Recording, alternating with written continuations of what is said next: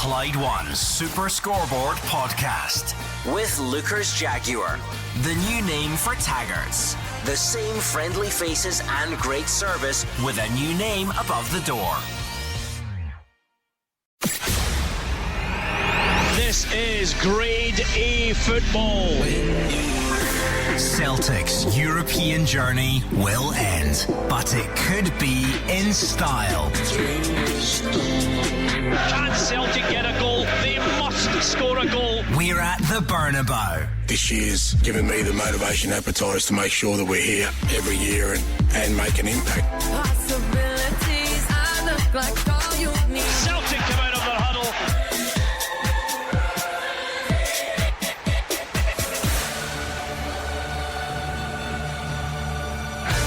This is Celtic at Real Madrid. Clyde One Super Scoreboard. Good evening and welcome to Clyde One Super Scoreboard on our final Champions League action for the season. Celtic are underway and trail in Madrid as they hope to finish the group on a high. Rangers end up with the worst ever group stage record after going down 3-1 at home to Ajax. And on the domestic front, Tony Watt wins his appeal against a red card that was only given after a VAR check in the first place. I'm Gordon Duncan, and joining me tonight you have Marvin Bartley and Hugh Keevins. Ange Postecoglou's philosophy on football is that his team must never play as if they're afraid of their own shadow. Well, Celtic, regardless of the fact it's the Santiago Bernabeu, regardless of the fact they're playing the current holders of the Champions League, Real Madrid, are playing as if they are unafraid of their own shadow. But they're a goal down and they have already missed two good chances, one from Kyogo, the other from Reo Hatate, and that, sadly, for Ange Postecoglou, has been the story of their Champions League group. Yeah, just to bring you up to speed, it's Real Madrid 1, Celtic 0, a Luka Modric penalty, and after 18 minutes, perhaps Marvin Bartley, the exact same sentence you've used every time Celtic play. The performance actually looks okay, and they've created some chances and they've done quite well, but Moritz Jens handball, referee points to the spot, and you're not expecting Luka Modric to make any mistake. No, most definitely. You know, I think Joe Hart could have done a lot better in terms of coming off his line, but he did make the block, and obviously Valverde hits the follow-up and Jens unfortunately handballs it. But as Hugh said there, you know, Celtic have had a couple of chances. However, Real Madrid are in, save. and it's a good save this time from Joe Hart, but it might still come back on the rebound, and it's just about, well, it's not quite clear yet, so still 1-0 as things stand. And I guess that's football at this level, Marvin, because I'm sure Ange Postecoglou will have been encouraged by bits of the performance, but they're 1 down, and that could easily get a lot worse. No, it could have, but I mean, as I said, you know, I was saying before that Celtic have had a couple of chances themselves, and he's spoken about the final third and Celtic getting better in that final third. A better ball by Maeda or Abada speaking to Kyogo to leave it, I think they would have had a shot on target. So listen, they are creating chances, but whilst doing that you have to keep the back door closed, because Real Madrid, as we know, are such a good team going forward. Right, come on then, there is a penalty check actually for Real Madrid again for another handball, this time on Matt O'Reilly. And by the way, Marvin, whilst we're on that, everybody knows that, you know, penalties can be given for handball. Now, from a professional point of view, I don't know how you guys can do it. Moritz Jens has got his head down and he's sort of trying to, by the way, no. Celtic, the referee has gone over to the monitor. Celtic are probably about to concede a second penalty for handball. Hugh Keevins. Well, I mean, for me, it's a ridiculous decision. If the female referee decides to give the penalty, Matt O'Reilly, I mean, it's the merest of touches. You can't know anything about it at all. How close is he? But to be fair, Marvin, you were on the receiving end of one with Andrew Shinnie at the weekend. I mean, that's a penalty. They're going to give a penalty. Yeah, they're going to give this as well, you know. I just don't understand, Gordon. You know, a player, Matt Riley's trying to block the ball. I mean, your hands are going to go up. It's just a penalty, isn't it? Yeah, it's another penalty to Real Madrid. 20 minutes in, they've had 2 penalties for handball, and Matt Riley's getting booked for it as well. Oh, you guys, why do you do it to yourselves? Well, what a horrible test of character it is now for Celtic, because if they are 2 down with 20 minutes gone in the Bernabeu Stadium, it could get very ugly, very messy indeed. Because actually, and by the way, he's about a yard and a half away. I mean, he's just turning to block the ball, so his hand's gonna naturally come out there. Like, and by the way, I actually thought at first it hit his hand, but it actually hits his elbow, which is tucked a little bit. Listen. Wow, the handball rule. Anyway, 01419511025. Get in touch. Let us know how you're, if you're watching from behind the couch now, Celtic fans and Rangers fans. Come on down. What about last night? Where did it go wrong, and where's it gone wrong overall in the campaign?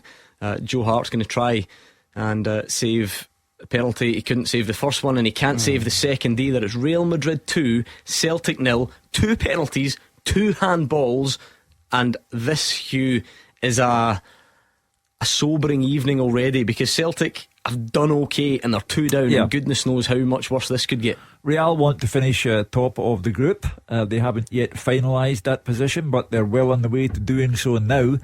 And for Celtic, the inexperienced Celtic, Ange Postecoglou is saying that you can't just become a Champions League team if you're there for the first time in years. But for these players now, it's an immense test of their nerve, character, call it what you like, because Real are fully up for this. And I'm afraid, from Celtic's point of view, this could be a potential humiliation.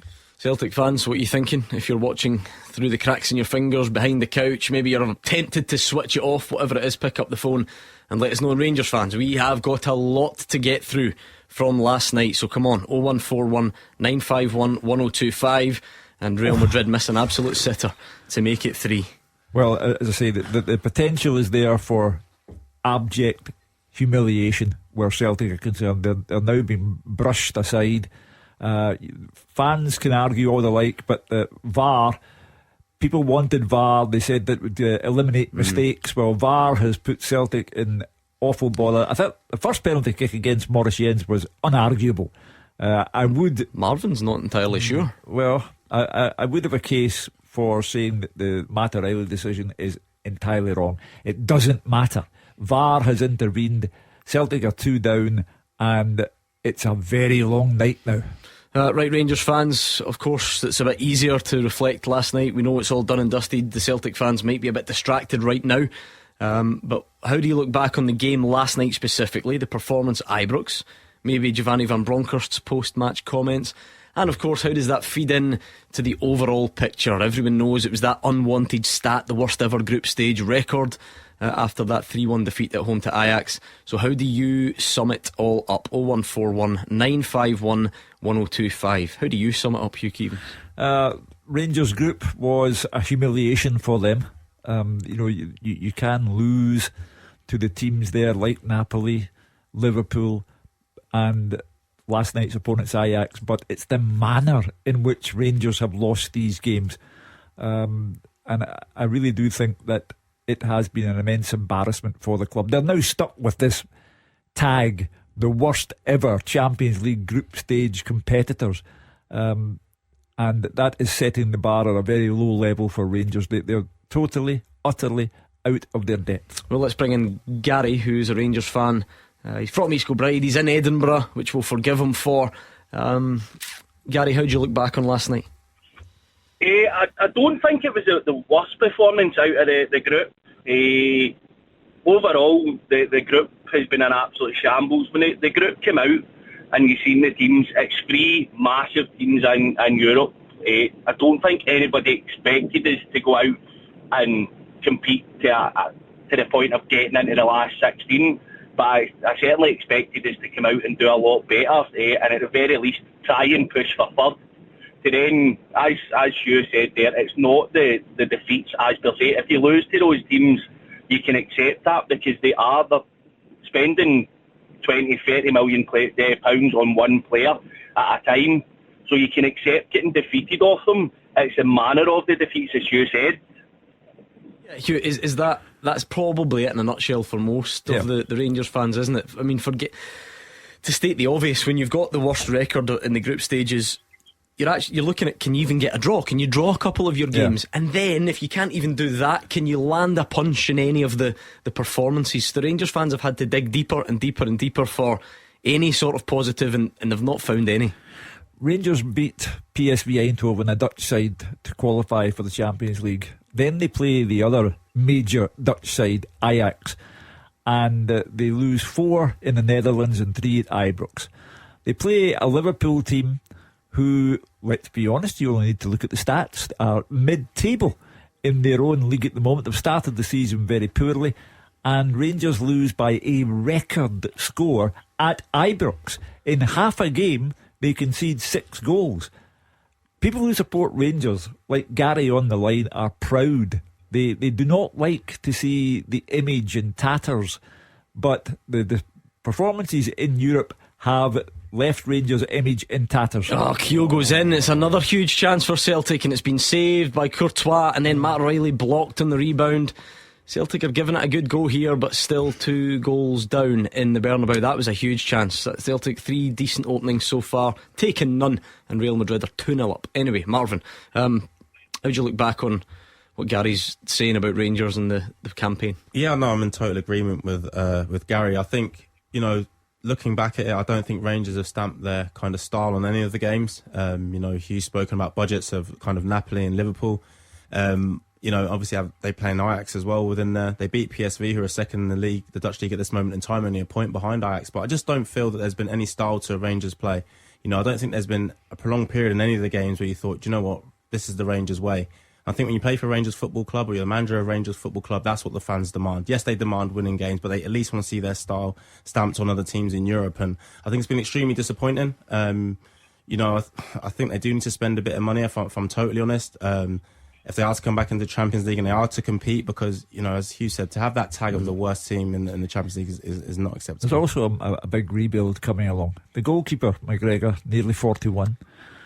Arfield and Davies in the middle of the park, combined age 71. Rangers have a lot of work to do in that regard. Gary, do you think it's been damaging? Because, we always talk about, or some fans say that, it's all about the league, so now that Europe's done, you just get back to focusing on that. But it feels like there's so much negativity. There's obviously a lot of injuries. I don't know how the players' confidence levels will be. Are you fearful that it's going to damage Rangers going forward? Definitely. It's one of those ones. You can't go from midweek getting scalped every week to then Saturday, Sunday having to pick yourself up and go out and put out a performance. It's one of the reasons that I think the team struggled in the league as well. Fair enough, they're only 4 points behind, and until the Livingston game they were only 2 behind, which I think Gio's only saving grace. I think had he been further behind in the league, I reckon he would have probably been gone after the Liverpool game. But I do feel that something needs to change, whether that be a managerial change. I had my doubts about Gio last season, purely on domestic form, but the fact they got us to the Europa League final, you have to give them the benefit of the doubt at that point. But the patience within the support is running out very, very quickly. So where are you at on that now then? I've been saying for weeks. In fact, since the Celtic game, even after the Celtic game, I wanted a managerial change, because that was two games where he's been embarrassed by Celtic, and then from the then go out and get beat 4-0 off at Ajax. That was the final nail in the coffin for me. And then each week it feels like he's a dead man walking, because it is just a performance like last night, away from everybody calling from his head again. Everybody had a bit of a feel-good factor after the Aberdeen game, because it was more of a Rangers type performance. Fair enough, we went behind, but they soon got it back to equal, and you felt at each point that there was a good chance they were going to bring it back and win the game. There wasn't really any of that anxiousness that if they were going to lose. There was a wee bit straight after the goal, but the quick equaliser settled everybody, and then to actually walk out at Ibrox with a smile on your face, which has been a rare thing this season. I left the Dundee United game, even though we won that, I actually felt lower after that game than I have when we've won games, when we've lost games. Sorry. Where does this leave? Where does it leave the manager, Hugh? Gary says he was done, but before last night on that regard, it leaves him living game to game. It leaves him needing to beat St Johnstone on Sunday afternoon in Perth, or else. I agree with Gary. The Liverpool game I thought might be the end of him, because the supporters of Rangers and Celtic have this pride in the badge, and if you're losing 7-1 at home to a Liverpool side who haven't started the season well, if fans are leaving in their thousands at 4-1, how he survived that, I do not know. But he is, for me, on the back of drawing with Marvin's team at Ibrox, on the back of last night and what happened again at Ibrox, for me, he is living on a game-to-game basis, and one more bad result could be the end. Yeah, I mean, it's partly your fault, Marvin Bartley. I get the feeling that for fans like Gary, I'm not saying they would ever be happy with the way the Champions League went. How could you be? But the Giovanni Van Bronckhorst survival chances would be a lot higher if the domestic performances weren't going the way that they are at the moment. Yeah, I agree with that. I do think there's some sympathy, from some fans towards him, because I think everyone could see that Rangers need to spend money, in the window, and they didn't, or not to the amounts that they should have after qualifying for the Champions League. So I think he does have some sympathy with that. But as I said, and as Hugh said, without being disrespectful to ourselves, we shouldn't be going to Ibrox and getting a draw for Rangers team and they're scoring in the 92nd minute. It shouldn't happen. So that tells you how big the fall off has been in certain games. I do think he'll be given till the World Cup. I do think they'll then look after that how they attack it, because obviously you've got a few games in December, then the January window. But there's no point for me changing a manager unless you're going to create funds for him to bring in his own players in January, because you have Ryan Kent's contract running out also at the end of the season, and Morelos as well. There are so many facets to this story. On the one hand, he's allowed to bring up injuries, although to his credit he rarely does, but the injury list that Rangers have is horrendous. However, at the same time, you're also allowed to bring up Rangers recruitment, which has been unsatisfactory at best. Right, it's a fairly passionate start from Gary, who's in Edinburgh. He's from East Kilbride. He's not happy with Rangers last night. He accepts the step up in class, but not happy with the manager. What do you think, other Rangers fans out there? Do you agree or disagree with what you're hearing? 01419511025. Joe Hart's just had his palms stung from distance, but up the other end, Rayo Hattati did the same.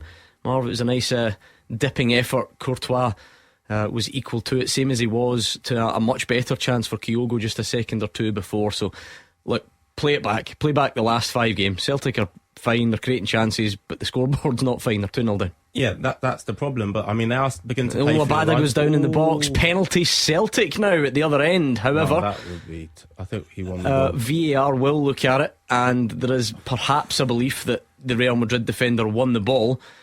The referee is not shy. This is 3 penalties awarded already. Good turn of pace from Abada. Maybe something he's... Oh, it is a penalty. Yeah. All day long it's a penalty. Yeah, maybe something Abada's not done enough in this group, Marvin. Committing the full back and...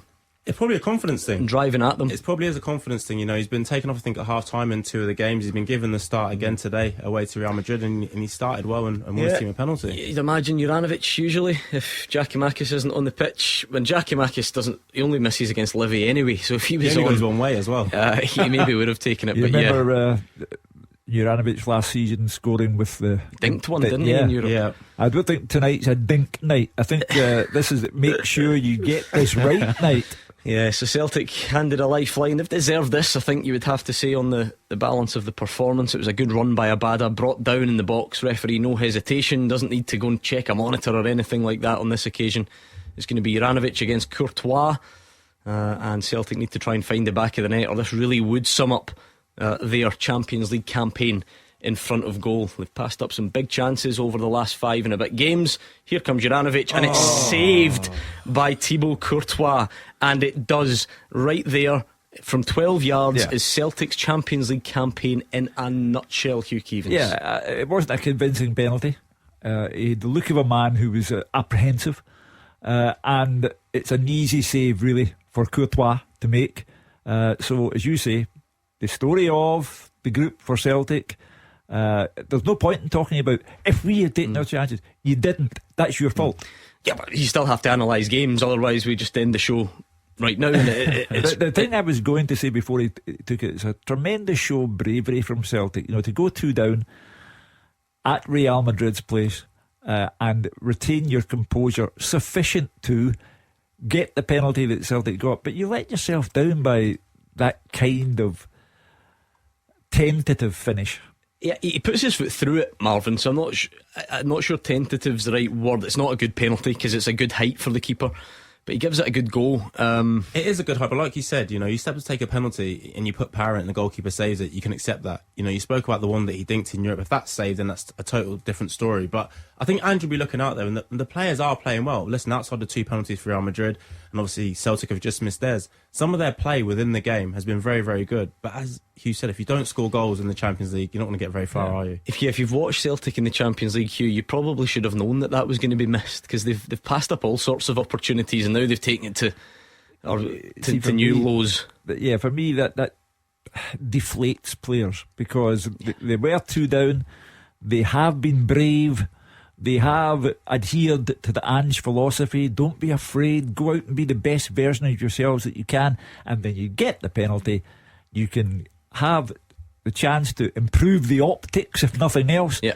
And for me, it's not a good penalty at all. Incredible evening in the Bernabeu so far. Celtic 2 down. We'll get back to that. And Rangers fans, where are you? Come on, there's a lot to be said about last night. Let's hear it next.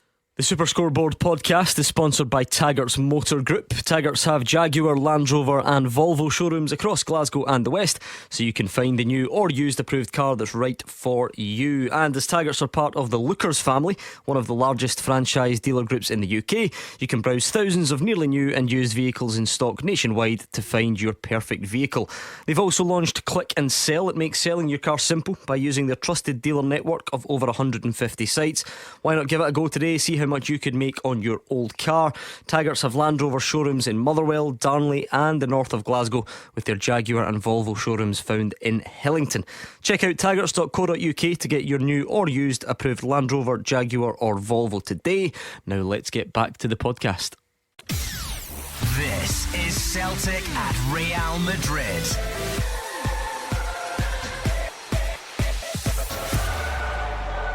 The Old Firm in Europe's big league. This is Clyde One Super Scoreboard. Still Real Madrid 2, Celtic 0, 41 minutes gone, and it's been a game all about penalties. Celtic have missed 1 and Real Madrid have scored 2. Here's your random stat of the night. It is the earliest the team has ever conceded 2 penalties in the Champions League. Matt O'Reilly has just given away an alleged free kick, one of the most inexplicable free kicks. It was a brilliant challenge from him, Marvin, and he was about to go into the Real Madrid box. I have no idea how the referee pulls that back for Real Madrid's favour. I don't think a single player on that pitch or a fan within that stadium understands what's just happened. There wasn't even any contact. He just sort of took the ball and Cruz jumped over him. Anyway, this has been a tough school for Celtic tonight. It certainly has. We're going to go to the Bernabeu and get a half-time report from Andrew soon. Let's look back on last night with Jack and Bayliston. Jack, what's on your mind after last night? A bit of disappointment, but at the same time, I think we've got to be a bit more optimistic than a lot of Rangers fans are being at the minute. The negativity surrounding Rangers is obviously, we can see it. We can see it in terms of how we're playing, the manner in which we've been beaten. But the way that the Rangers fans are acting is if we're putting out our best full 11. And I don't think that is the case. We're sitting with 8 or 9 guys injured on the injury list at the minute who could very easily slot into a Rangers starting side. Namely, obviously, the biggest problem is us conceding goals in the Champions League. Our vice captain's out injured, or obviously at the minute short term. The other night we had Ben Davies out injured. We had our £5.5 million left back out injured. We've got to remember these guys are out injured for a reason, and we're struggling in these departments. Tom Lawrence, another one against PSV, probably one of the best players in the park. Extremely creative. We were missing him as well.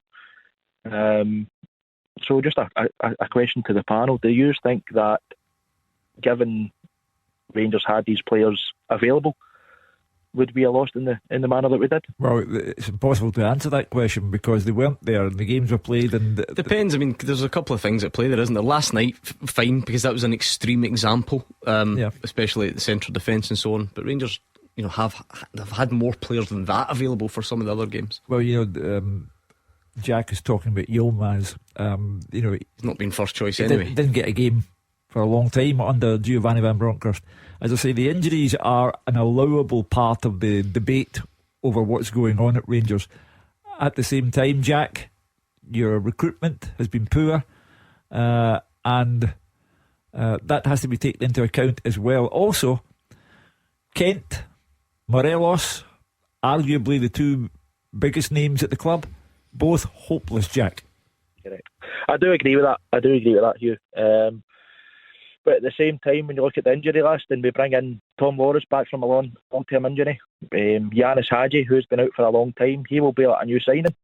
So when these guys come back, there's no saying that a Kent will even be in the side. Obviously, we bought him for a lot of money, but if he's not playing week in, week out, and we're starting Tom Lawrence or we're starting a Yanis Hadji on a wide area, which we've seen done under Steven Gerrard, would we be complaining? I don't think so, because at the minute he isn't turning up. But who else did we put in there? Did we put a Scott Wright in there who, against Dundee a matter of weeks ago, couldn't kick his own backside? I don't think that's the answer. Is it all about the Champions League though, Jack? You mentioned, the negativity that's coming from your fellow Rangers fans. They're all telling us that it's more than that. And I'll try not to offend the big guy to my right here, but it doesn't matter how many injuries you've got, you shouldn't be drawn at home with Livingston. I think that's what some of your fellow fans are on about. It's not just about, because it is understandable you lose to Ajax when you've got players out injured. No, definitely. And again, no disrespect to Livingston or Marvin, but when you're coming up against teams like that, I think we're struggling in the creativity kind of department. And that's again where your man like Tom Lawrence and Yanis Hadji come in, where if we're playing against a low block, these guys can whip something out of nowhere. Against PSV, we've seen it. I believe it was PSV when Tom Lawrence was hitting a 40-yard free kick. Granted, the keeper made a slight mistake, but at least he's trying it, Let me quickly get Marvin's thoughts, because it's half time in the Bernabeu, so we're going to go there. Marvin, maybe it is just one of those unfair facets of football management, because what Jack says is true. You've got bad injury listed at Rangers, but people just won't remember that. The tag, for instance, of the worst ever Champions League group, there is no asterisk to say this team had injuries.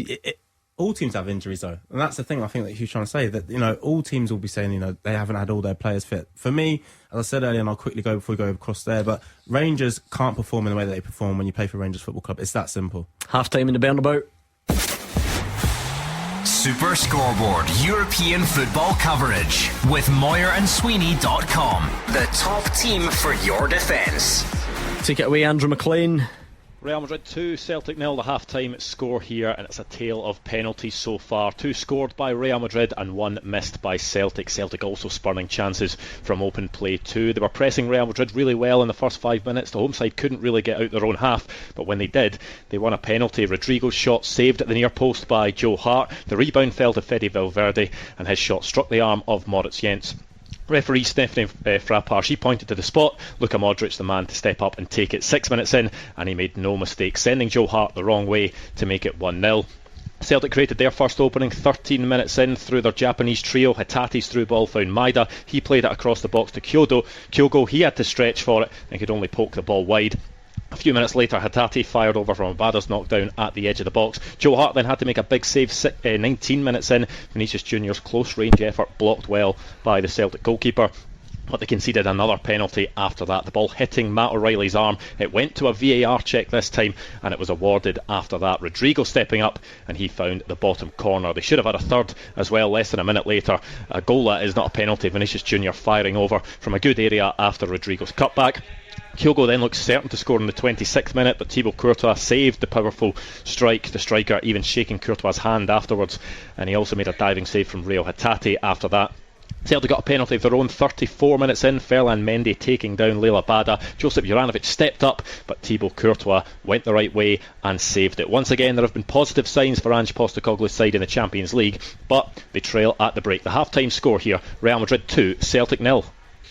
An incredible first half of football, Hugh, whichever way you look at it. I commend Celtic for not panicking, because at 2-0, 20 minutes gone, you are thinking about a night that could turn into humiliation. But they haven't panicked. They've remained true to themselves individually and collectively. And I go back to it. Juranovic looked to me like a man who didn't believe he was going to score from the penalty spot. I know that he's connected well with the ball, but it's relatively easy for Courtois to make that kind of save because of the height of the ball. Juranovic just didn't look as if he believed he could score at the Bernabeu. But it's 2, it might have been 2-1, it might have been 4-0. However, I think Celtic are giving a commendable demonstration of the best they can be. Marvin, why are Celtic doing this to us? They're forcing us to repeat ourselves. We need a new way of summing up Celtic in the Champions League. As far as going to the Bernabeu, that's a decent performance. They've not only missed chances, they've missed a penalty. They're probably hard done by, certainly with one of the penalties. But as Hugh says, 2-0 down, and there's plenty of time for that to get ugly. And that's why I think it'd be a real tough team talk for Ange at half time, because, you know, what do you say to your players there? As you said, you know, they performed well at times, they've missed a penalty kick. I don't know what you say. Do you go and say more of the same and you're already 2-0 down? You know, because I really do think outside those 2 penalties that Celtic have performed well. I think they have performed well. I think they've done well. They've been in the game. They've played through the lines. They've had opportunities. They should have done better with their opportunities. I think it's the same thing that sounds like a broken record almost. That final third, we have to take our chances. Maeda's ball into Kyogo, had to find him. You know, he should have found him on his left foot into Kyogo. He should have been hitting the target. Those fine margins in Champions League football are what cost you. And Hugh, you know, an overhit pass or whatever, fine, that's the bit of quality, but you're talking a penalty kick. It's your ultimate opportunity, and that probably did sum up Celtic's group stage campaign. They should have scored far more goals than they actually have. But you know, that's football, as you said. That's your fault. You know, you don't get special allowances for that. And yet, in a way, they are contradicting the progress of Scottish clubs in Europe this season, because they are playing the reigning Champions League holders at the iconic Santiago Bernabeu Stadium, and they are giving them a game. But if you're Juranovic, you have simply got to score with that penalty and make the whole team feel even better about themselves. But he just made a bad job of it. Celtic hard done by on how many of one of the penalties, or is that the view in here? At least one. Even the first one. Listen, I get that it's hit his hand, but again, he's thinking the ball's going to get smashed towards him at 100 miles an hour. He's turned his head, he's put his hand up, and yes, it's hit. I understand that one. So you're less annoyed about the first one? Yeah, the second one.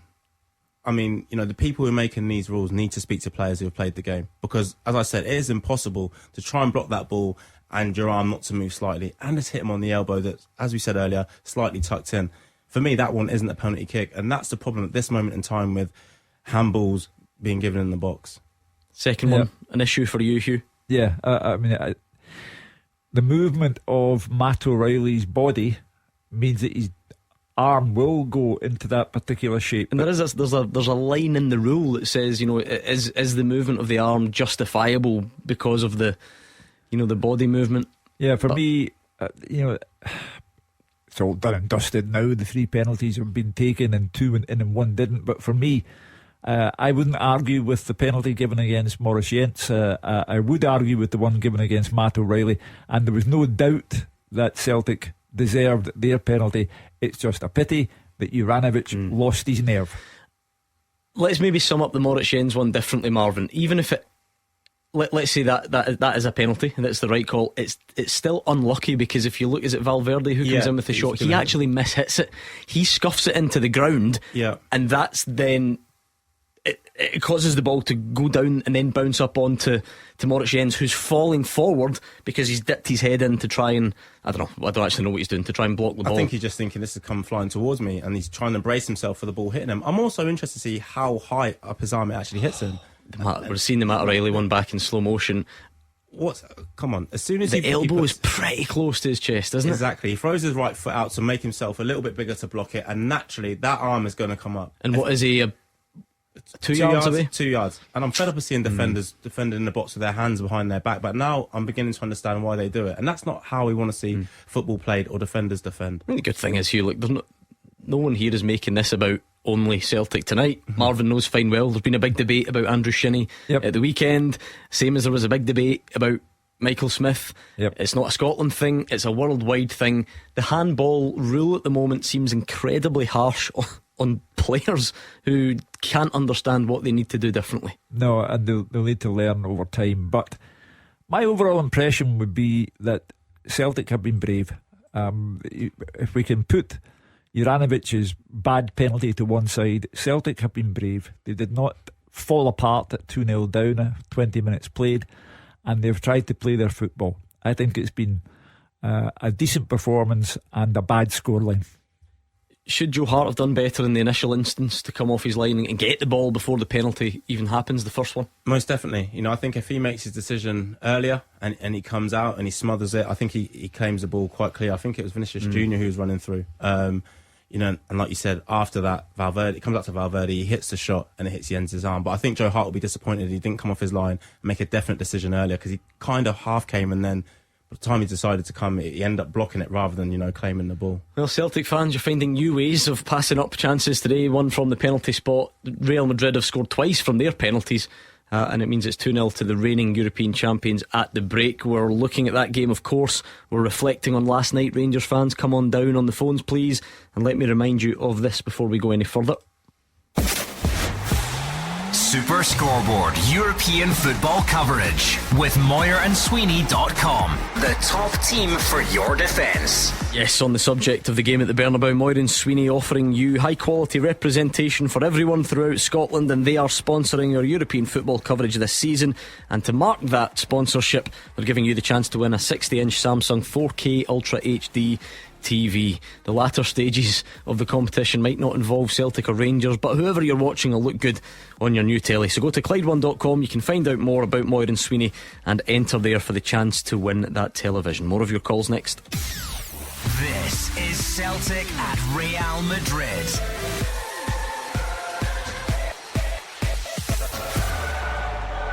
The Old Firm in Europe's big league. This is Clyde One Super Scoreboard. Second half about to get underway in the Bernabeu. Doesn't look like there are any changes. Celtic 2 goals down, and that only scratches the surface because Real Madrid scored 2 penalties and Celtic missed one at the other end. Mark, I know you'll want to get back to it at some point soon. How do you feel having watched that game? It was a bizarre first half, wasn't it? Good evening, gentlemen.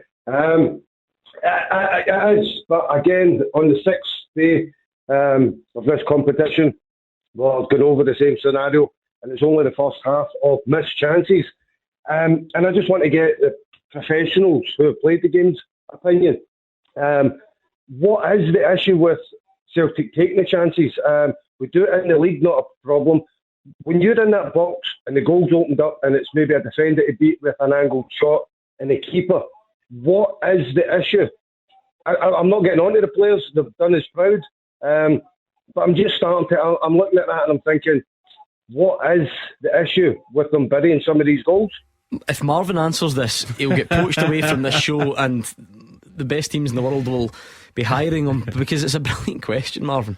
I think, a lot of it's to do with pressure. I think the players almost think that they don't have as much time as they do domestically.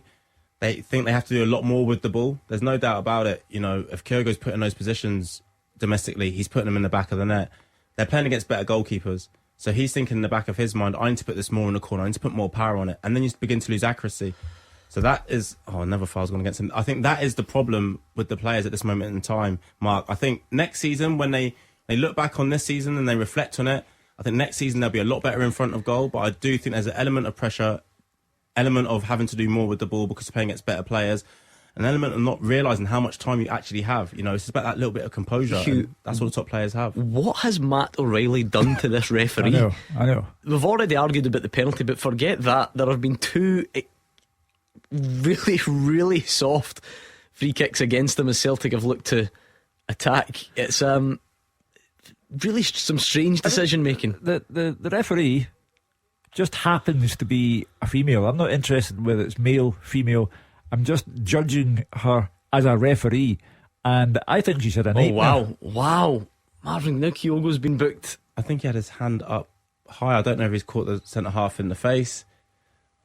No. Oh no, this is, to be fair, this is a bizarre. Milito has not helped the referee at all. Then that is. This is a very, very bizarre refereeing performance, Hugh. Well, it's also a very bizarre theatrical performance from the Real Madrid player who had still down. Who had a think about it. He also, he stayed up for about 5 seconds, and then he thought, I'll just down. drop to the ground. As I say, it happens to be a lady referee. It doesn't matter, male or female. I'm judging her as a referee, and I think she's having a shocker. The players can help there, though. Like you said, to go down, I think he scratched his lip. He's pushing it out to make us feel sorry for him. But to go down the way he's gone from a potential scratch on the lip. Anyway, it was a good answer. You were talking about the pressure. Is that maybe what's played a part and specifically the penalty mark? Because I take your point. If the ball's there and the goal's there, what difference is it? But maybe the penalty mark, when you've got a bit of time and you're Juranovic and you're thinking, hold on, this is the white shirts of Real Madrid and it's the Bernabeu. Did that come into it? No, because Juranovic is a class player in the making of his own right, and these should be the big moments he steps up and says, well, if you are interested in me next summer, because you said, and I just said it a few times, that we're building something special. I'm pretty worried about that, because I can see at least 4, potentially 5 of this team getting pulled away from us next year because they are that good, and Juranovic is one of them. There's 4 or 5 players that should have stepped up to the plate there and buried that penalty because they want to go on to bigger stages, not bigger clubs maybe, but bigger stages. And to be fair, Hugh, you mentioned it. Yeah, this is a guy that dinked a penalty in European competition, so it didn't look that night like he had stage fright. Is it enough to say that this is different? For me, he scores against Real Betis. This is Real Madrid. It's the wrong Real. Yeah, he's in Spain and he dinks the goalkeeper, but that's against Real Betis down the road from Seville. This is the Santiago Bernabeu Stadium, and I think the stadium swallowed them up. 50 minutes gone now, still Real Madrid 2, Celtic 0. Celtic have started the second half the brighter, but then again they were bright in the first half and find themselves 2 down, so this still could be a very tough evening if Real Madrid pick their moments, because I think we've already established that Celtic aren't very good at picking theirs, Marvin. That's what's underpinned this full campaign, hasn't it? Most definitely, and especially in this game as well. I was just thinking about it there. If you swap the front 3 for both teams, then Celtic are winning this game by a country mile, and that kind of backs up the point that Mark's making. Just that bit of composure there, missing in front of goal. Andrew McLean's keeping you right. The dinked penalty was Leverkusen. Oh, the point still stands. I mean, it doesn't do for the same drama of the Real comparison. I enjoyed that though. I enjoyed that, Hugh. We'll go with just forget that it happened. Anyway, thank you to Mark. Enjoy the second half if you can. It's end-to-end stuff. Celtic look like they fancy getting a goal, but that's not been easy in this group stage, and you absolutely know Real have perhaps got a couple in them, Hugh. That's the feeling you get. Yeah, I mean, when the chances present themselves, then they're likelier to score than when they present themselves at the other end, and it's Celtic. But at the risk of being a broken record, I think that Celtic, given the start that they made to the match, have hung in there bravely. But here come Real, and it's 3-0. There you are, Real Madrid 3, Celtic 0. 50 minutes on the clock. Asensio, that's a half chance as well. Yeah, that's the level, isn't it? That is the difference. Yeah. And then all the things we're speaking about, that's a half chance. At the other end, without being disrespectful, that's going towards the goalkeeper. He's parrying it away. That's why, these what is it, a cross that Celtic actually do cut out, but it bounces to the edge of the box and he just lashes it into the corner first time? Yeah, gives Joe Hart absolutely no chance. Taylor tries to block it, doesn't even come in, but that's a great finish. I mean, what more can you do about it? And look at the defender. He's got his hands behind his back now, so that's O'Reilly, isn't it? So he's not even beginning to stretch of his legs. He's turned, hands tucked in. Hugh, you can always do more because that's the nature of football, but could Celtic have done much more on that one? I'm not sure they could. The caller, Mark, who was on talking about finishing and why can't they finish as well as they have been doing in the earlier part of the season. Who can come up with a hard and fast answer to that question other than you talk about levels? When the chance like that falls to a Real Madrid player buried in the back of the net, when a chance like that falls to a Celtic player, no. I mean, it's not linked really in any way to what we were talking about with Rangers injuries, but the point I made about like the asterisk versus the cold hard facts of it, Marvin, Real might well go on and win this by by a lot more, and there won't be, there won't be an asterisk to say that they scored 2 penalties and 1 half chance. The Celtic players might feel it. They might still be able to take some confidence from it. But what a steep learning curve this is. It is a steep learning curve, but one they need. One that they need to go on the journey that they want to go on. These nights are going to happen. You're playing against the best team in Europe last season, a very, very difficult stadium. We're playing against a team that's, flying forward with absolutely fantastic players. And by the way, they've got Benzema on the bench as well. Will probably play a part at some point. These are the learning nights that are going to be so important for Celtic and some of those young players. If you are interested, RB Leipzig probably will go on and secure second place. They're now 2-0 up against Shakhtar Donetsk. Shakhtar Donetsk did have the advantage in the head-to-head, so it could easily have gone the other way if Shakhtar had obviously won the game. But it looks like it will be Real top and Shakhtar and RB Leipzig second. It's already that time of the night, would you believe? Beat the Pundit with the Scottish Sun. For the best football news and opinion online, thescottishsun.co.uk/football. Come on then, Marvin Bartley lost last week. Who knows what he's capable of tonight? 01419511025. Call before 7 and it could be you who's trying to beat the Pundit tonight.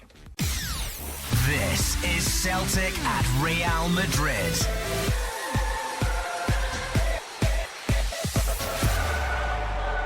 The Old Firm in Europe's big league.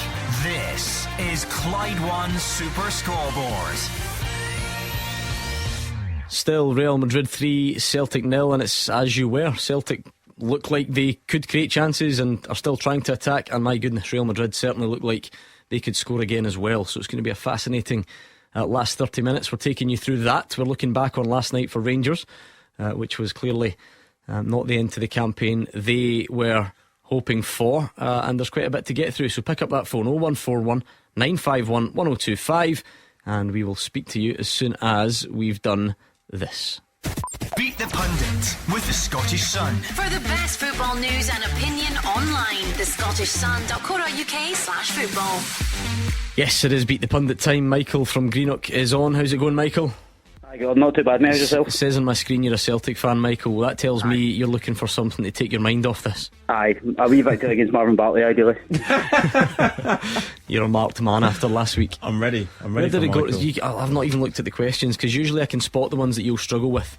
It was Ivan Golak or something did for you last week. Yeah, I'll be flying today. Michael doesn't sound confident at all. Are there any that are going back a bit? It's 4-0 Real Madrid, the ball's in the back of the net, and now it is a doing. No matter how many chances Celtic have created, or penalties missed, or penalties conceded, this is about to get ugly, Hugh. 4-0 with 30 minutes to play. Look at the body language of some of the Celtic players there, and they look as if they know bad things are around the corner. Their bravery has taken them only so far, and now they are bang up against it. And again, it's the quality of the finishing. There's no danger when that ball comes across that it's going to be in the back of the net. They are precise, concise, and well in front. Yeah, Joe Hart doesn't get there. He kind of wipes Starfelt. I mean, it's razor sharp movement. Questionable defending for me. Yeah. Starfelt has to get goal side of his man and open up. I know Vinicius Junior comes from the left wing, but he has to do better there defensively for me. Michael, you're not put off by that? You've not hung up and gone on a huff, have you? I'm still here, mate. I'm still here. Right, okay. There's a few changes for Celtic quickly. Haksabanovic, Jota, Giacomakis and Turnbull all coming on, so 4 changes. Madrid, Gordon. Look at Real Madrid sub that's coming on. I bet Michael hangs up now. Is Benzema coming on? Yep, here he comes. Great, just great, Michael. Sorry to do that to you. Bye.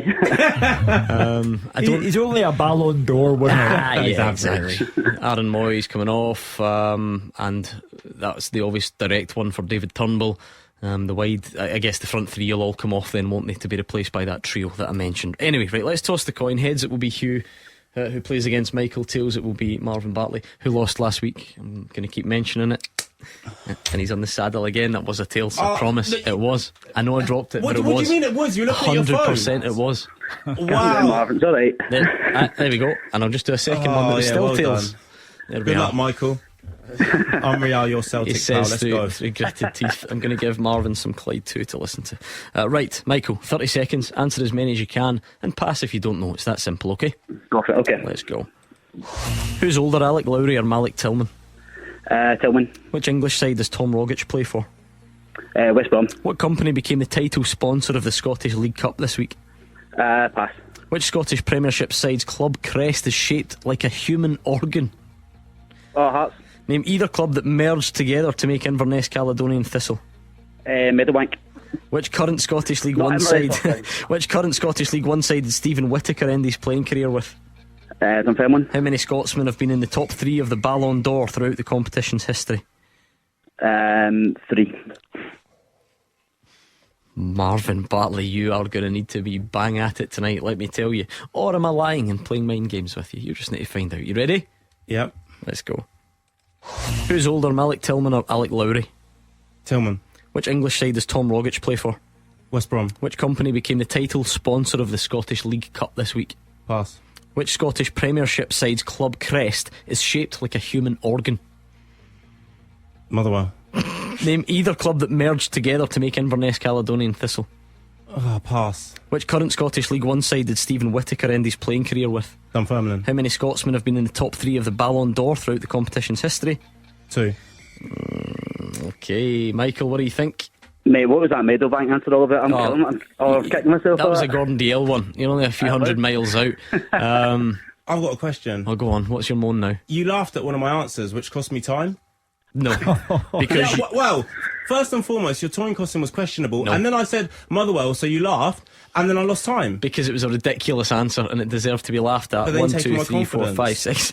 You got through 7 questions, which is a lot. Could have been 8. Which is a lot for Beat the Pundit. We very rarely get through 8, so stop your nonsense, please. Okay. Celtic are in on goal, and again it's saved by Courtois. Giacomakis got a hold of it, but it was straight at the goalkeeper, and he parries it away for the 3rd or 4th time this evening. None of the finishes have really been in the corner. Another one, Hatate though, blocked. Even worse finish. Maybe that one was going to trundle into the corner. Turnbull hits one and it's saved.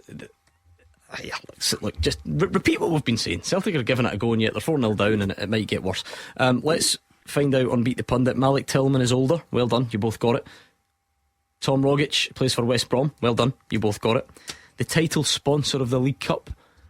Not often that it changes mid-competition. Via something. Viaplay. Viaplay, I thought that. Viaplay. Did you get it, Michael? No, he didn't. No. Did you get it? Did you get it? Thinking now after being on Google, mate, that's not going to help you, is it? Marvin, see if I was you. Just was he that good? Zip. Okay, because the next one. Which Scottish Premiership side's club crest is shaped like a human organ? Now, if only there was a team whose name was actually a human organ, and it might sort of give it away. Let me think. Is there a Motherwell in the human body? No, Hugh, I don't think so. Heart or Midlothian? Hearts, by any chance? Ah, well done. You know the answers. It's easy, isn't it? And Michael got it. 3-2 to Michael. Caledonian FC and Inverness Thistle merged to make Inverness Caledonian Thistle. None of you got it, so Marvin trails by 1. You both got Dunfermline. Wow, Michael, you're decent. So Marvin still trails by 1. And then all really is going to come down to this: how many Scotsmen have been in the top 3 of the Ballon d'Or throughout the competition's history? If Marvin gets it with 2, he's level. If Michael gets it with 3, he's stretched his lead. Kenny Dalglish, Dennis Law, Go. What? Am I right?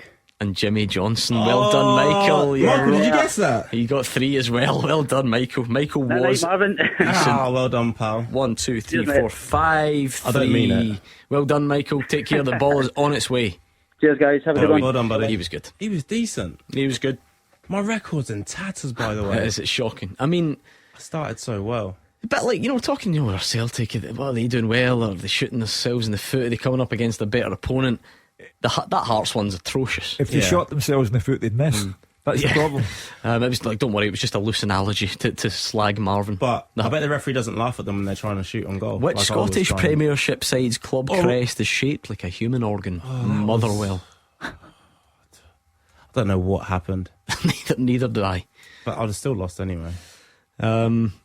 Hugh, we're now, if we weren't already, definitely in the territory where Ange Postecoglou just wants to see the back of this campaign, because you know what he's like. He's obsessed with the detail and the performance. There's no doubt he'll still say that he saw positives, but I mean, the cold light today is 4-0. Yeah, and they're gradually, I think, showing signs of wear and tear. Giacomakis, But then, to be fair, even then, it's 2 minutes ago where they get an goal again, isn't it? But there we have Giacomakis with I think a reasonable chance, and the finish was poor. I'm already beginning to wonder, Rangers, one of their problems, as a caller earlier on said, they've been taking hidings in Europe and it's had a negative effect on them domestically. I'm already beginning to wonder, if this gets worse, what effect it might have on Celtic. Dundee United on Saturday. Do you think that will happen, Marvin? No, I genuinely don't. I think that the Celtic players have that kind of belief, and listen, they have an aura about them, and I think they deserve to be at this level. And yes, this is 4-0, could be 5, end up 6, but I don't think no matter what happens, I don't think Ange will let his players, carry that over going on to Saturday. I really don't think that. Yeah, it's going to be an interesting end to the game, because it could definitely get worse for Celtic. You still would imagine they'll get chances. We always said, Marvin, the difference at this level, Stark at the top end of the pitch. I was thinking about that Giakoumakis chance. It's certainly as good a chance as the Asensio one for the third. The finish is completely different, because you're dealing with elite level attackers, and Giakoumakis is a good domestic player for Scotland. Yeah, it looks like he's just in the back of his mind thinking, just hit the target. And where at the other end, they're putting it into corners, with extreme power in it. But as I said, the amount of chances that Celtic have created in this game, if this was domestically, they wouldn't have scored 0 goals. And that's the difference. They have to do better at this level when they are getting in the final third. 01419511025. Archie's a Rangers fan from Partick on the line. Archie, have you calmed down any from last night, or is it even worse? How do you feel about things? No, I just think it's down the whole team last night, just to go through the team just quickly, just to give a wee overview. I think just looking at, first of all, we've got Taverny, who for me has been the worst defender in the league this season. You've got a young boy learning his trade at 18, Leon King, who I won't criticise. You've got James Sands, who's not a central defender. We've got Barisic, who's been hopeless, who keeps coming back the way. We've got two has-beens in front. You've got a 38-year-old and a 34-year-old sitting in front of them. We've got Tillmans, who's been atrocious in Europe. We've got Kent, who's been atrocious this season, who's not kicked a ball. We've got Cholak, who's been great in the league, only when he's in service. Wow, sorry Archie, what a finish that is from Valverde. The difference makers, my goodness, it is an exhibition. I mean, this one's battered into the bottom corner from 22-25 yards with Joe Hart, absolutely no chance. We're talking about levels here, and this is the Real Madrid, the reigning champions of Europe, and they are now putting on a masterclass in finishing, and Celtic are now dispirited, despondent, and getting a going over. A bit closer than I predict. I'd say 20 yards. Review that, but my goodness, what a finish. Yeah, Real Madrid have had 8 shots on target, scored 5 goals. Celtic have had 5 shots on target and haven't scored, and therein there lies your problem when you're playing at this level. Absolutely, we might even revisit that again. It's got time to get even worse for Celtic. Sorry Archie, you had got to Barisic, I believe. No, obviously with Barisic, then I was speaking about him. I've got a 34-year-old and a 38-year-old sitting in front of the defence. We've got Tillmans, who every single European game he's been atrocious. Kent's been atrocious all season. Cholak's been great in the league, but without service, he doesn't do anything else. I think when you look at the whole team, I'll get back to the captain and the manager, that's my other point. I think you've got guys who, it doesn't matter how bad they play, they continually get games. And I think that, a serious question needs to pass about the manager. Why he's playing guys like Tillman and Kent when every time they play in Europe, they do nothing, yet he's continually playing them. And you've got guys on the bench who, even me Lowry, who just don't seem to get a chance. The whole team are just atrocious, to be honest with you. See, on that though, Alec Lowry's just coming back from injury, and I get where you're coming from with him, but is that not part of the problem, Archie? Because a lot of the fans who've been phoning here are complaining about, although there's injuries, about the depth, about the signings. Are there really guys that are on the bench chomping at the bit that are going to make much difference? Well, tell me this, James Tavernier, right? I've had a few debates with Hugh Keevins, glad he's on tonight, about this captaincy thing. And Hugh talks about, he leads by example. Scoring goals and having assists, obviously the last couple of seasons, that doesn't make you a Rangers captain. He's been bottling it every time he plays Celtic, every time he goes into Europe. Anybody puts pressure on him, he gives the ball away about 20 times a game. He's a bottle merchant, he's never a Rangers captain. And see if that's your captain, what does that say about the rest of the team? I will answer your question, Archie, by saying that I agree with you in terms of European football. He has been seriously found out, James Tavernier. Writing him off entirely as a Rangers captain, I think, is unfair, because in the season where Rangers stopped Celtic from winning 10 in a row, Tavernier was outstanding. Domestically speaking, his figures are magnificent. But you're right, at Champions League level, he's been found out. And with regard to Kent, and I'd put Morelos into this as well. Morelos is Rangers' all-time best goal scorer in Europe. And look at him last night. Rangers will not get any money for Kent and or Morelos. They'll both need to leave the club on a free. But that's what we're talking about, though, Marvin. When I asked Archie to sort of test his theory about James Tavernier and wondering if the problems run a bit deeper, fine then, drop James Tavernier and play Adam Devine, who's got one Rangers appearance this season against Queen of the South. So what is it? Is the manager picking the wrong players, or do Rangers not have the options in certain areas that they should have? Just on the James Tavernier one, first and foremost, I think he's carrying something. I know the man just came out, I know James has came out and said that he isn't. To me, he looks like he is carrying a slight knock. He's played a lot of football since me first thinking that. But as you said, who do you replace him with? You know, I think it's fair, again, about the Champions League, but don't forget, last season, he led them to, you know, Europa League Cup final. You know, so he's not that bad a player. It doesn't change overnight. I just think the Champions League is the elite. Domestically, listen, is there a better attacking right back out there than him? You know, his stats speak for the kind of themselves. So I think it's a difficult one, Archie. I think, you know, when the club's beginning to struggle, they're not performing to the way they should be. You know, a club of that size, I think you look at the captain first and foremost, and he does get a lot of flack for that. But I think there's, you know, probably 4 or 5 other players that should be ahead of him, kind of in the firing line. But where do you go from here, though, Archie? You know, because the players are out injured. Players have been brought into the club who are not good enough. The recruitment has been suspect. And what you have is what you need to hold on to at the moment. I mean, I'll be honest with you. It's all about the boy Devine. What does it say to the rest of the players? It seems to be that no matter how bad players play, even when Gerrard was there, even with Tavernier, I mean, you've Callum Patterson sitting there, who's a class player, and Tavernier never gets talked. Didn't matter how bad he played. He seems to be able to teach us pet. He's not a Rangers captain. I was brought with Richard Gough, Terry Butcher, Barry Ferguson's.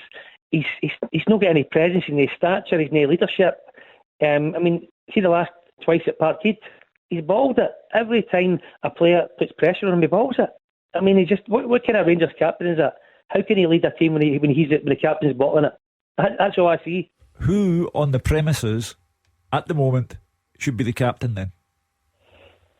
Obviously, Golson's out, but it's a difficult one because Andy, I would think, had been a captain like Ryan Jack or even Arfield. They're all bit-part players. They're always injured, so it's a really difficult one.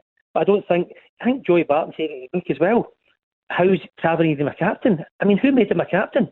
And why is he the captain? He's been at 7 years, he's won 2 trophies. How's that a Rangers captain? I don't get it.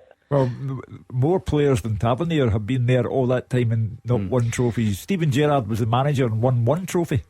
Marvin, last night a lot did seem to go down James Tavernier's side, but then there were goals that he wasn't helped by Fashion Sakala.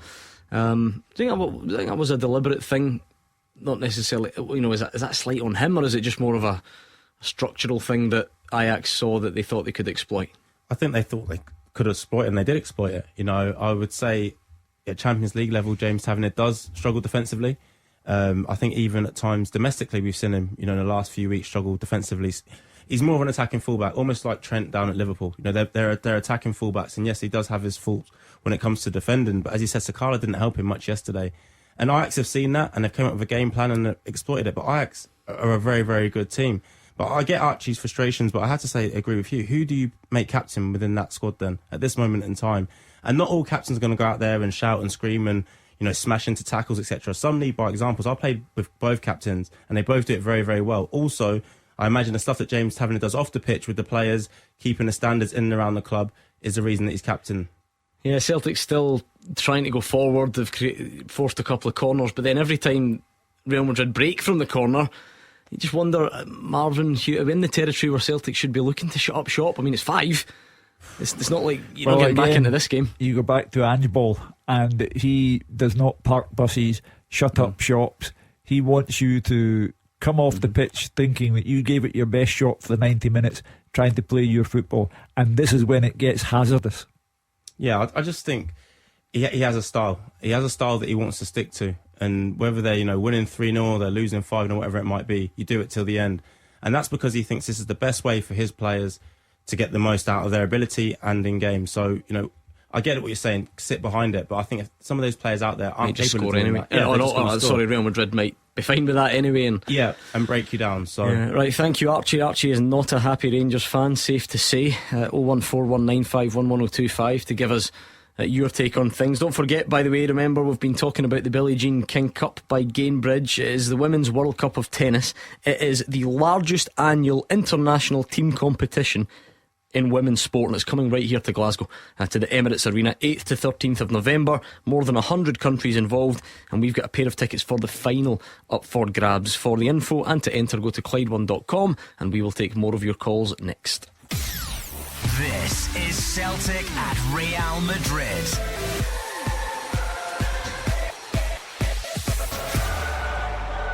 The Old Firm in Europe's big league. This is Clyde One Super Scoreboard. Celtic have just scored a stunning free kick in the Bernabeu. It is Jota. He's blasted it right into the top corner, and it's 5-1. It adds a bit of respectability, Hugh. Even the coldest of hearts, even the staunchest of opposition fans would probably have to admit that I think Celtic have at least deserved one tonight. Well, for Jota, it's a lifetime memory now. Oh. Yeah. I scored at the Bernabeu against the reigning champions of Europe, and at a time when he has gone into the provisional World Cup squad for his country. What a time to be Jota. And you're right, it's a consolation that Celtic deserve. Marvin, I mean, it's 5-1.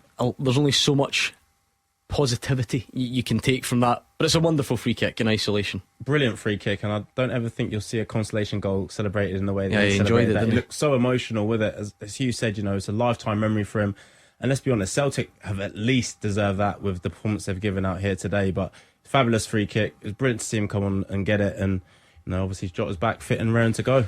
Yeah, absolutely. 5-1 to Real Madrid, I should say. Celtic have sort of come forward all night, maybe to their undoing at times. Real Madrid so clinical. Remember, they scored 2 penalties to make it 2-0, and Celtic missed a penalty.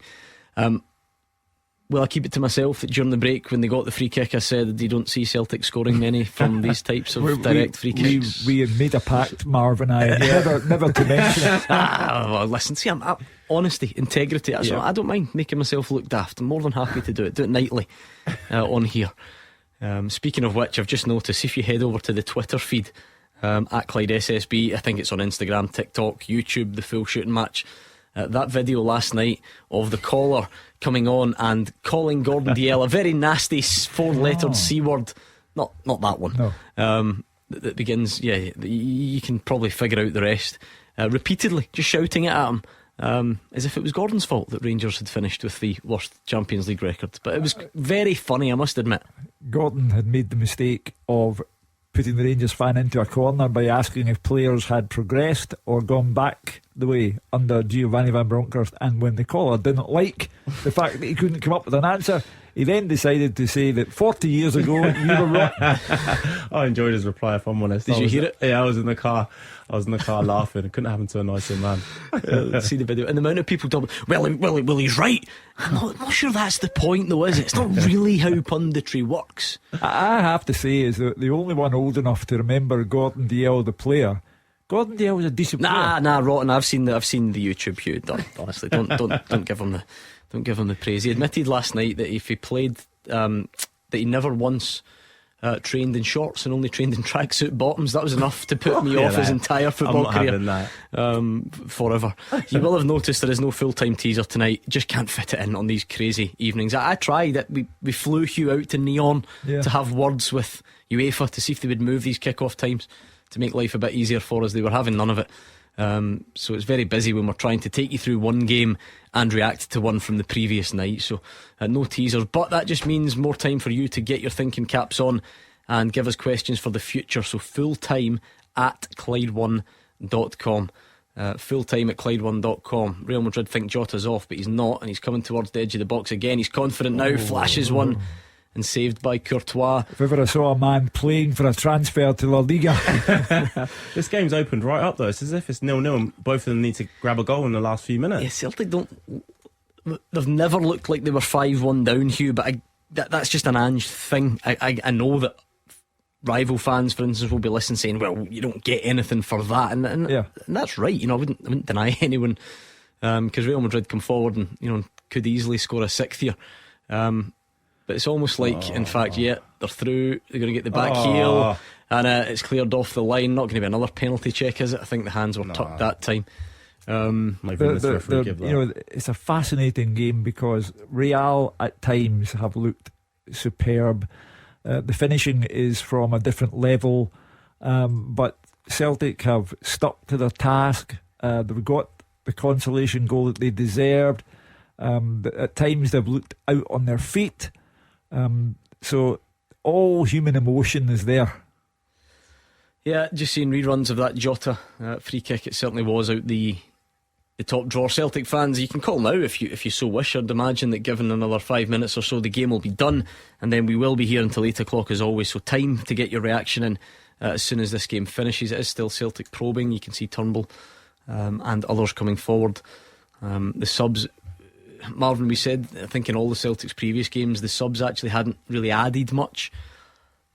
It's worth repeating. I know it's 5, so you can put that in as a disclaimer, but tonight would be different because Turnbull's gotten the ball a lot and Jota's obviously scored and Haksabanovic has plugged away. Yeah, and Giakoumakis also had the chance, didn't he? That obviously he fired straight at Courtois, but yeah, the subs have attempted to make an impact. They brought fresh energy, what the minimum you expect from substitutes, but Jota's brought that quality with the goal. And listen, I think it's given them a little bit more energy. As Hugh said, they looked out on their feet for a while, but I think that free kick has given them a little bit more energy, and, you know, they keep attacking now, so maybe they can get another consolation. You know the way things work here, Marvin. The Rangers fans will say, if we'd lost 5-1, you'd have been picking holes in everything we do.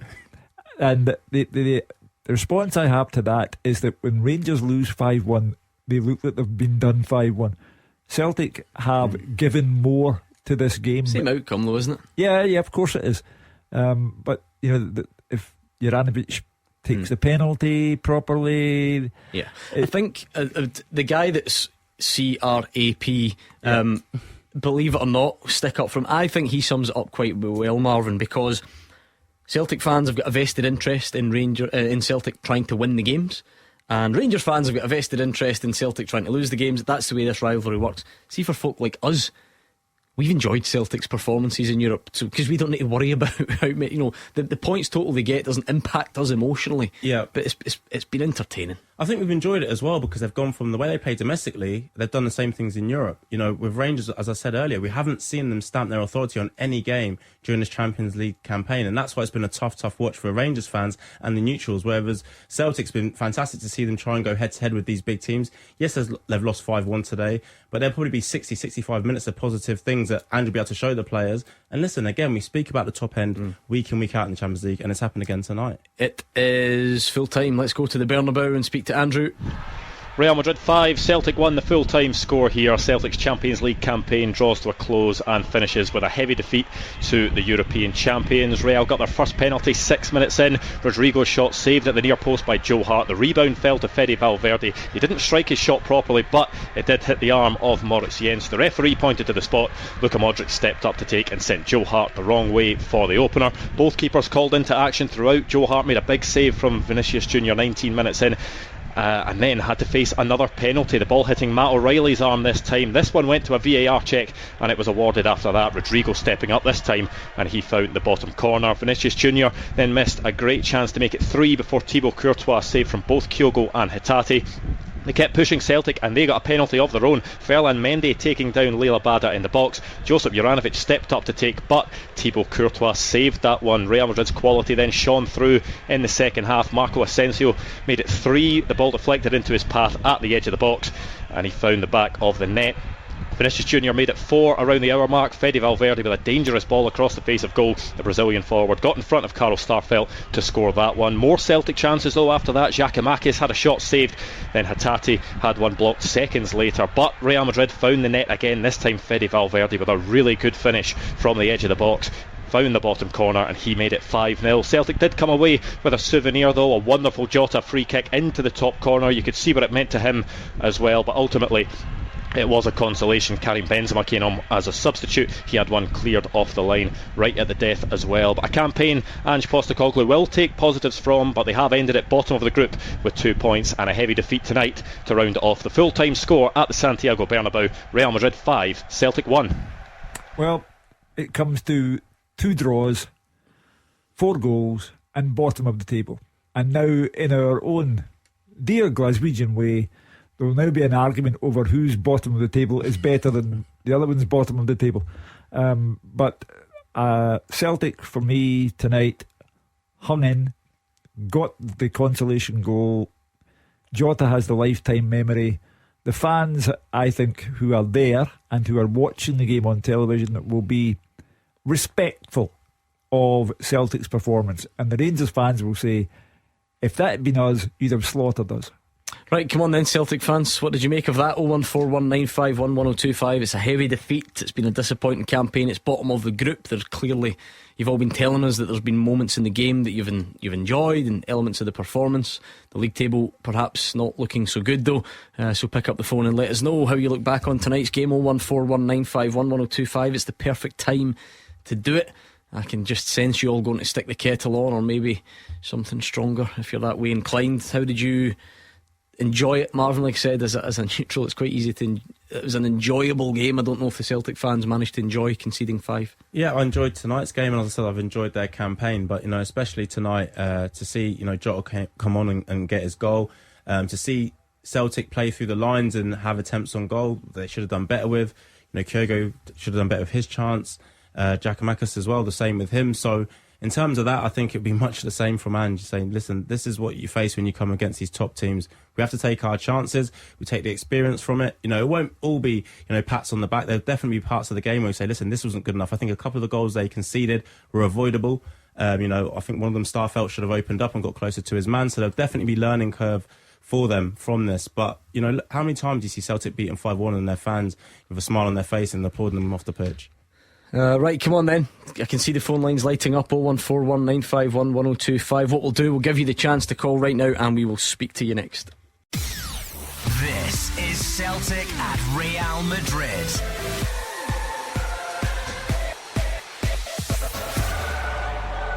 The Old Firm in Europe's big league. This is Clyde One Super Scoreboard.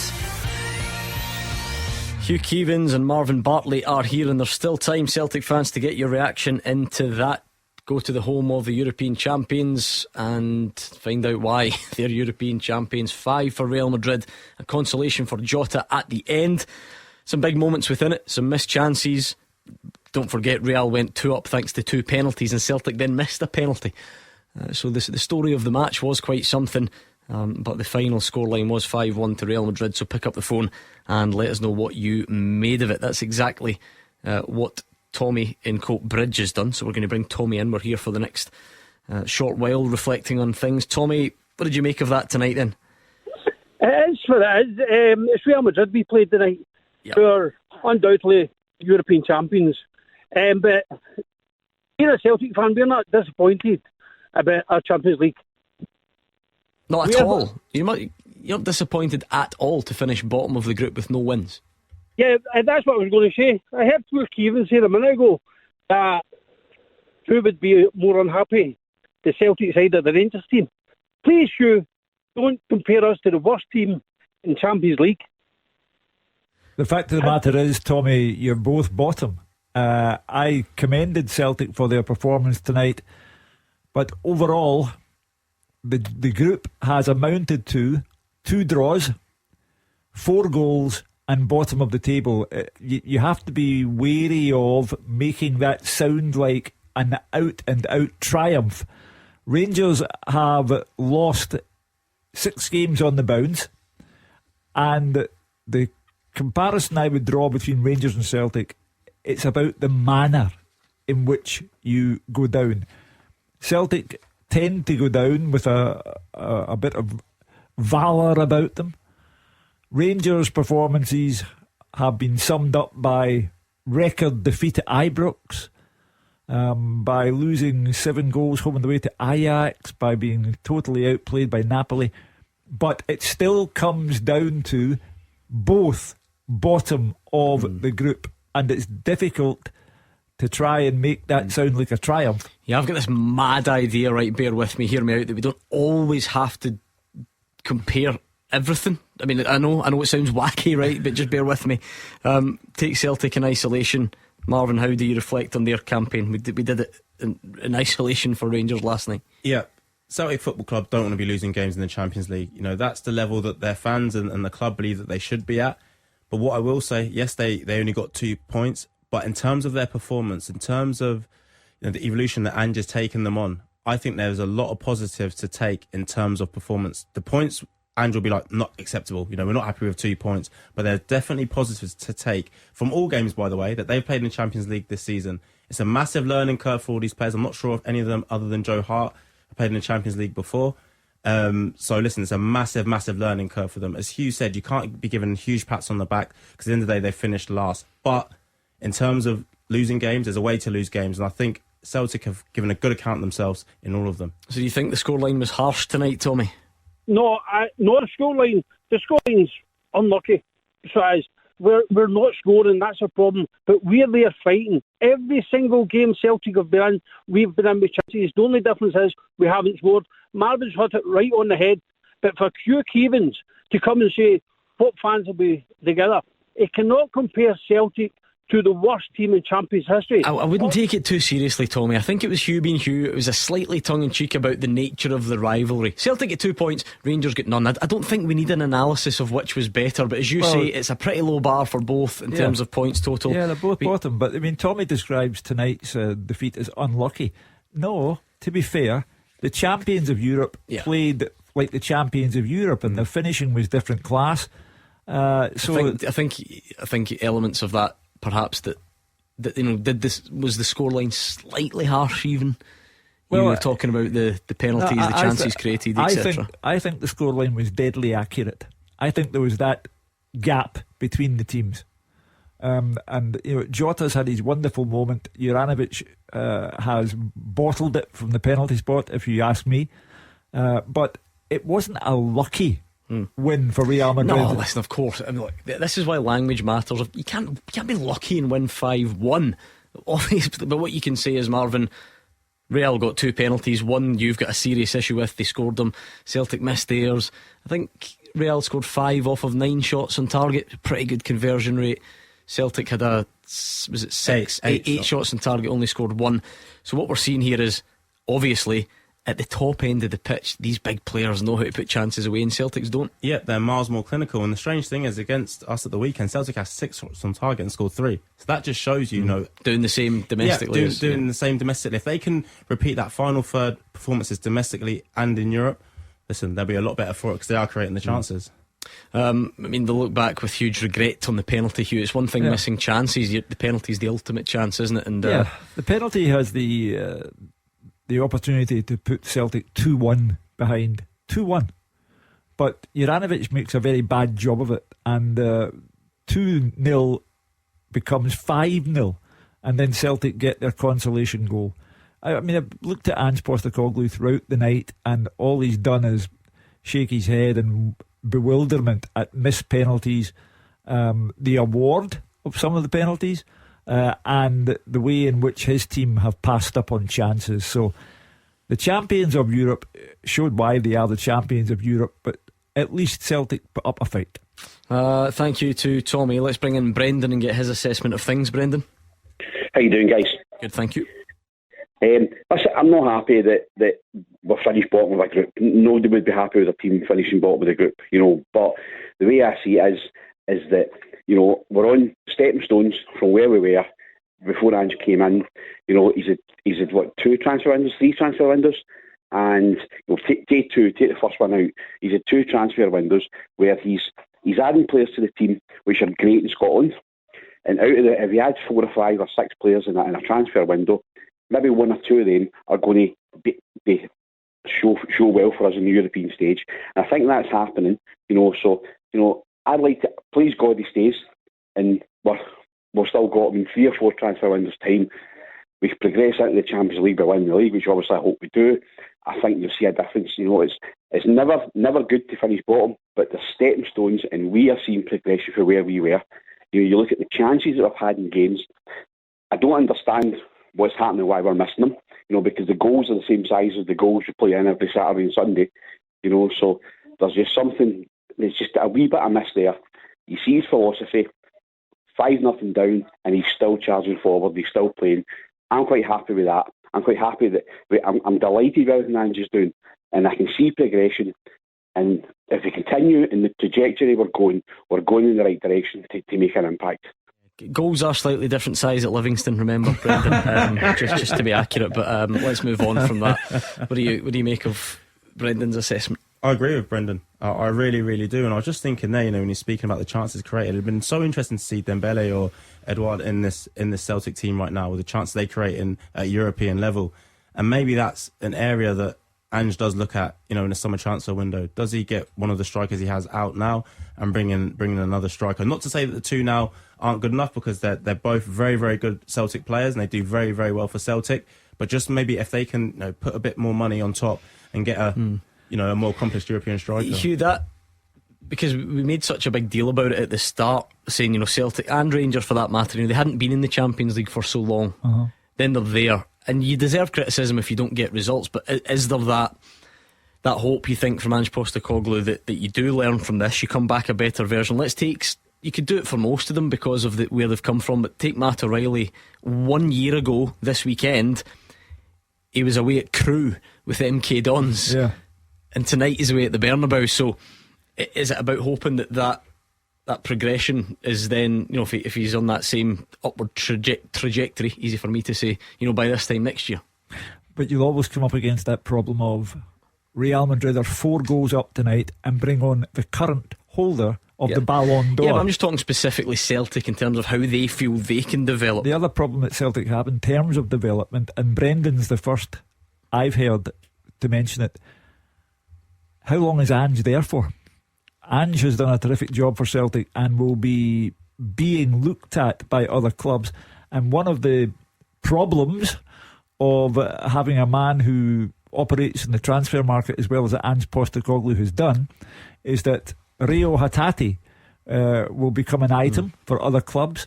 Matt O'Reilly will become an item for other clubs because of their performances with Celtic. So if they all stay together, if Hatate and O'Reilly are still there next season and Ange Postecoglou is still there next season, then it's a real test of Ange's philosophy that if you are there on a regular basis, you will undoubtedly get better. That's the examination that Celtic have to sit next season, assuming they are in the Champions League. Do you think they will be better for it, Marvin, even though it was, as Hugh says, it's bottom of the group, no wins, 2 points, lots of goals conceded? Can they be better for that? There's no doubt that they'll be better for it, for me. Not only the players, but Ange as well. It's his first season in the Champions League as well, so he'll be learning a lot about himself. He won't just look at his players and say, what could they have done better, what could he have done better? And he's a perfectionist, and as Hugh said, he'll have suitors down the road, but there's no doubt about it for me. He'll want to stay at Celtic Football Club, and if some of those players are to leave in the summer, I think for the first time in probably a long time at Celtic Football Club, he'll have a list of 4 or 5 players that can come in and replace them. The reason we get so much mileage out of shows like this, Brendan, is because there's always loads of factors that feed into anything, whether that's success or lack of success. If you were to sum up one factor that you think has gone against Celtic or held Celtic back in this campaign, what would it be? Finishing. It's just for finishing. They're just, I think the start was 69 chances before tonight's game. I think there was somewhere in the region of 8 or 9 tonight. So there's almost 80 chances in 6 games. So you're averaging, what's that, 12, 13 a game. You know, we just need to take that. See before I go, guys, a quick word with Marvin just before I go. Make it very quick. I'm almost out of time. This Marvin, it was my two boys that you took time to speak to, and Tony Macaroni's just before you played St Mirren, just at the tail end of last month. To get a quick photo opportunity. I remember. Yeah. They've been Livingston fans every single week, except for Sunday. Except for Sunday, I was going to say. more so 2 weeks ago, they were big Livingston fans as well. But no, listen, Marvin, my wee fella, because every time he sees you in the telly, you know, and he sees your partner, I tell him who it is, and he's like, "Oh, where's Marvin? Where's Marvin?" You know, so thanks very much. Brilliant. Someone said hello. It's a nice positive note to end the show, and thank you, Brendan, thank you, Marvin, thank you, Hugh, and of course, thank you to you for listening, for calling, for tweeting. We can do it all tomorrow, where we can take a breath, we can look back on it all. Not if you're a Hearts fan, because they'll be in action. In fact, they might even be finished by the time we come on. Is it an early kick-off? I think over in Istanbul. So we'll look back on Celtic and Rangers, and we'll see what Hearts can offer as they end their Conference League campaign as well. So make sure you join us. Mark Wilson and Gordon Dale, hopefully he'll be back despite the personal abuse that he's been taking this week, and Callum Gallagher is up next.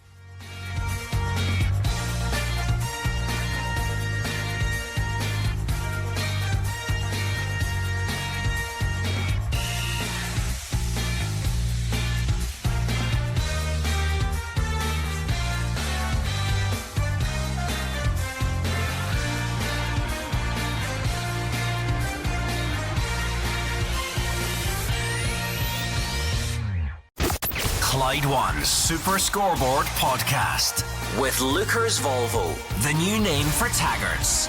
The same friendly faces and great service with a new name above the door.